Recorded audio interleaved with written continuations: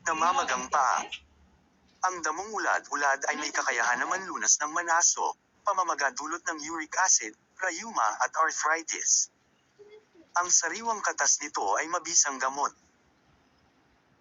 Dikdikan ng dahon nito at katasin ang langis at ipunes kung saang parte ang iyong pamamaga ng paa, kamay o saan man sa iyong katawan, at ang kanyang ugat ay pakuluan ito at ang inumin sa umaga, tanghali at gabi, araw-araw hanggang gumaling ang pamamaga.